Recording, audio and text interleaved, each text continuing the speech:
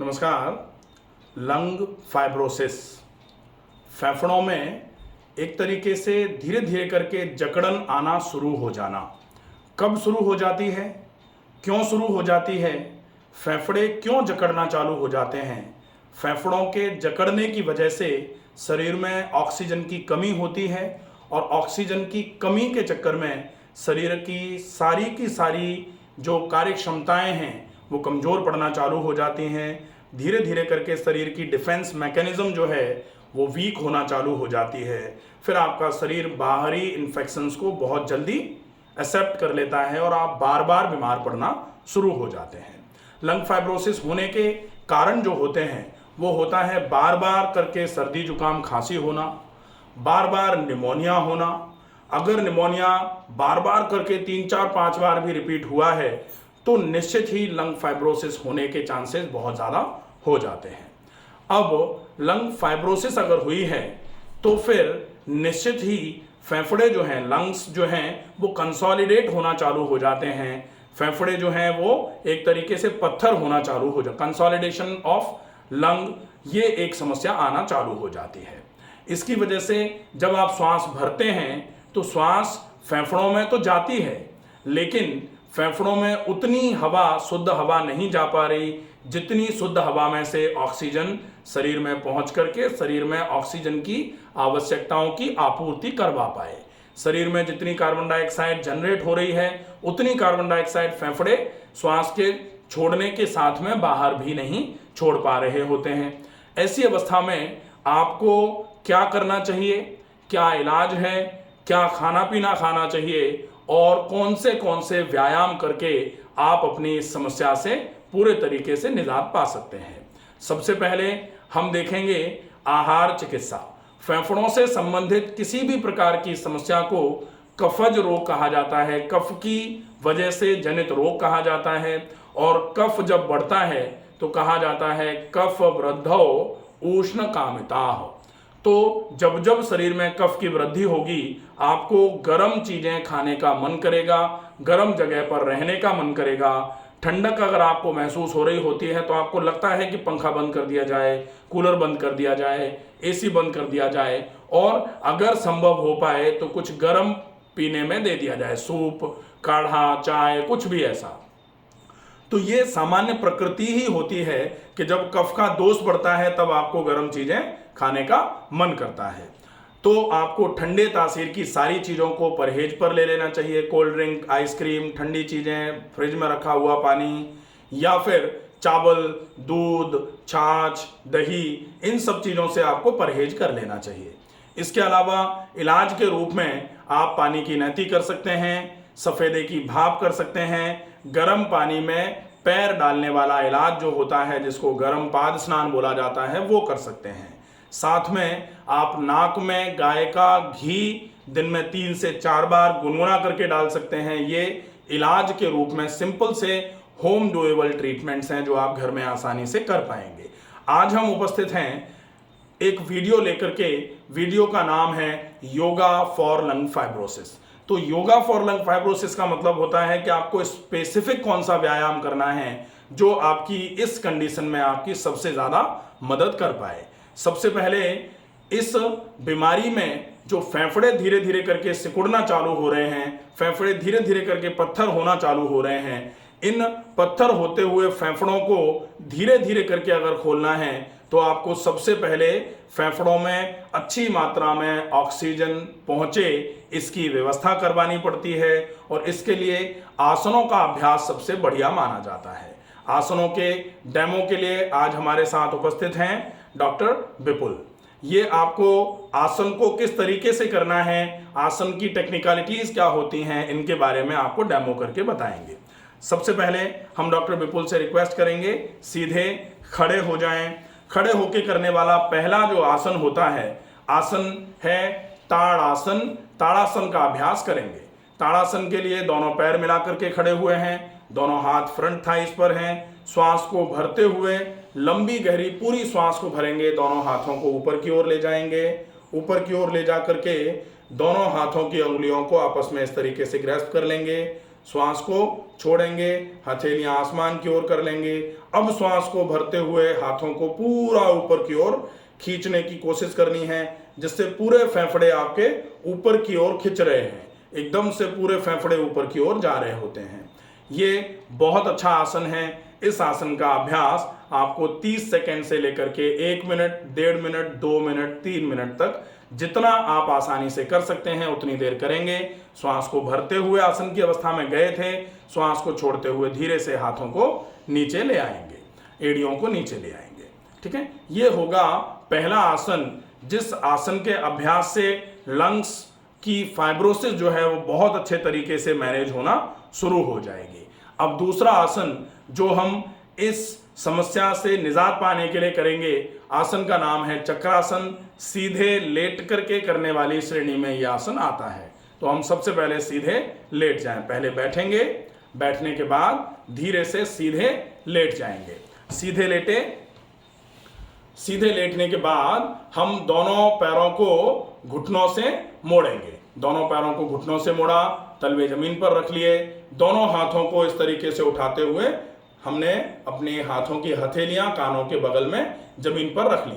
अब श्वास को भरते हुए हम अपने पूरे शरीर को अपने हाथों और पैरों पर धीरे से उठाएंगे।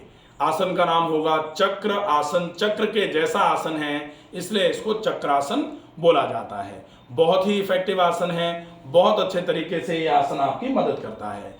धीरे से आसन से वापस आ जाएंगे। इस आसन को मेंटेन करने में थोड़ा सा आपको जोर लगाना पड़ेगा। पूरे शरीर का वजन आपके हाथ की कलाइयों और पैर के पंजों पर होता है। आपको बहुत ज़्यादा एफर्ट लगता है, तो आप इस आसन का अभ्यास 10 सेकंड से लेकर के 30 सेकंड तक पहली बार में करें। धीरे धीरे करके आप इसकी टाइमिंग को बढ़ा सकते हैं।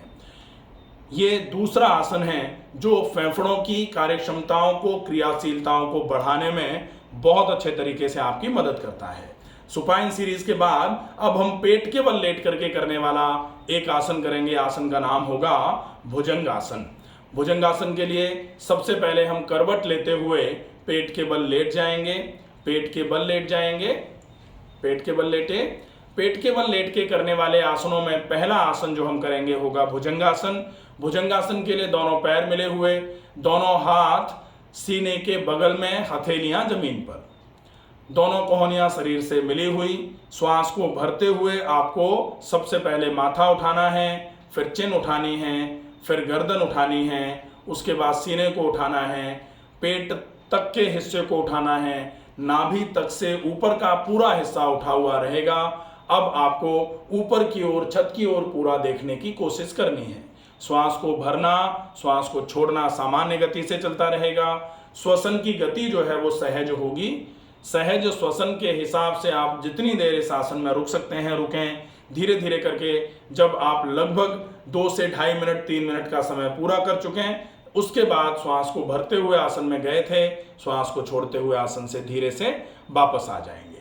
इसके बाद अब हम एक अगला आसन जो इसी सीरीज का आसन है, प्रोन सीरीज का, पेट के बल लेट के करने वाला आसन है। आसन का नाम है तिर्यक भुजंगासन। यह आसन भी फेफड़ों में सिकुड़न जो आ रही है उसको दूर करने में आपकी बहुत अच्छे तरीके से मदद करता है। इसके लिए सबसे पहले आप दोनों पैरों के बीच में लगभग 2 से 2.5 फीट का फासला बनाएंगे। मैक्सिमम दूरी पैरों के बीच में, पैरों को जितना फैला सकते हैं उतना फैला लेंगे। अब आप अपने दोनों हाथों की हथेलियों को सीने के बगल में रखे, कोहनियों को शरीर के बगल में सटा करके भुजंगासन की अवस्था में पहले आएंगे। श्वास को भरते हुए धीरे धीरे करके सीने को उठाएंगे, पेट नाभि तक के हिस्से को ऊपर की ओर उठा लिया। अब आप दाहिनी तरफ मुड़ते हुए पीछे से बाईं एड़ी को देखने की कोशिश करेंगे। पीछे से बाईं एड़ी को देखने की कोशिश करेंगे।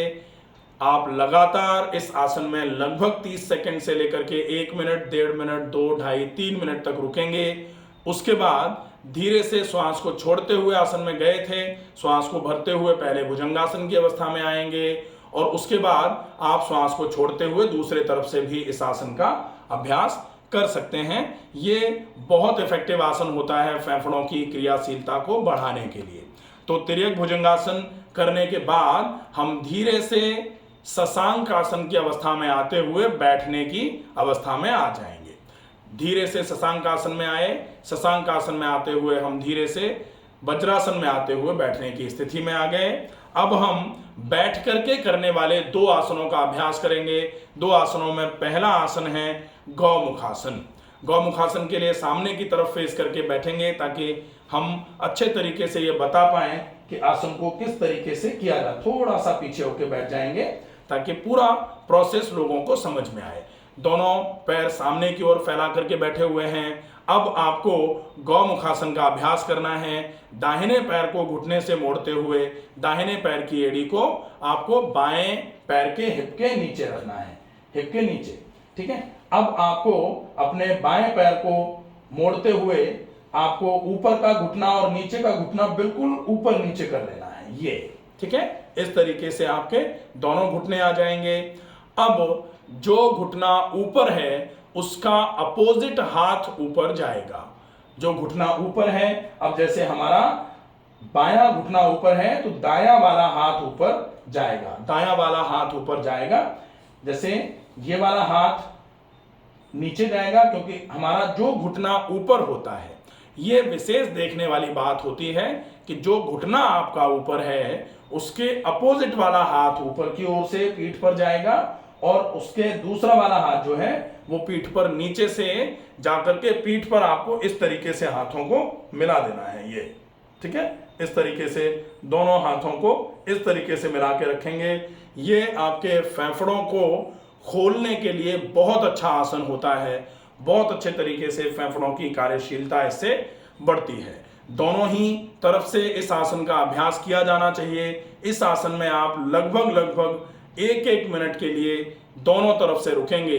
यह आसन आपके लिए बहुत इफेक्टिव सिद्ध होगा। धीरे से श्वास को छोड़ते हुए आसन की अवस्था में गए थे। श्वास को भरते हुए हाथ कंधे के बराबर ऊंचाई में लाए। श्वास को छोड़ते हुए हाथ नीचे ले आएंगे और दोनों पैर दंडासन की अवस्था में सामने फैला देंगे। इसके बाद हम अगला और अंतिम आसन जो होगा उसका अभ्यास करेंगे। आसन का नाम है ऊष्ट्रासन। ऊष्ट्रासन के लिए सबसे पहले हम वज्रासन की अवस्था में आ जाएंगे। पहले हमें अपने बाएं पैर को घुटने से मोड़ा, बाएं पैर की एड़ी को बाएं पैर के कूल्हे के नीचे, फिर दाएं पैर की एड़ी को दाएं पैर के कूल्हे के नीचे, वज्रासन की अवस्था में आ गए। अब आप नीलिंग में आ जाएंगे। आप घुटनों के बल खड़े हो जाएंगे। घुटनों के बल खड़े हैं, दोनों हाथ हमारे फ्रंट थाइस पर हैं। दोनों हाथों को हम पीछे की ओर ले जाते हुए अपने दोनों हाथों की हथेलियों से रेस्पेक्टिवली दोनों एड़ियों को पकड़ लेंगे। रेस्पेक्टिवली दोनों एड़ियों को पकड़ेंगे। अब आप पूरे के पूरे अपने कमर के हिस्से को आगे की तरफ पुश करेंगे। गर्दन पूरी आपकी पीछे की तरफ हैंग हो जाएगी। आप देख रहे हैं सीना पूरे तरीके से स्ट्रेच होकर रखा हुआ है। फेफड़े पूरे तरीके से स्ट्रेच्ड फॉर्म में हैं, खुले हुए हैं। ज़्यादा से ज़्यादा हवा फेफड़ों में जा सकती है। ज़्यादा से ज़्यादा कार्बन डाइऑक्साइड फेफड़ों से आप जब इस आसन से बाहर आएंगे तो बाहर आ सकती है। ये आसनों की श्रेणी थी। आसन में जाने के बाद धीरे से आप आसन से वापस आएंगे। आसन से वापस आने के बाद सबसे पहले बैकवर्ड बेंडिंग का आसन था, तो आप पहले वज्रासन में आ जाएंगे। वज्रासन के बाद फिर आप थोड़ी देर के लिए शशांकासन में रुकेंगे। शशांकासन मतलब आगे झुकने का आसन है। पीछे झुकने के बाद में कंप्लीमेंट्री आसन आपको जरूर करना चाहिए।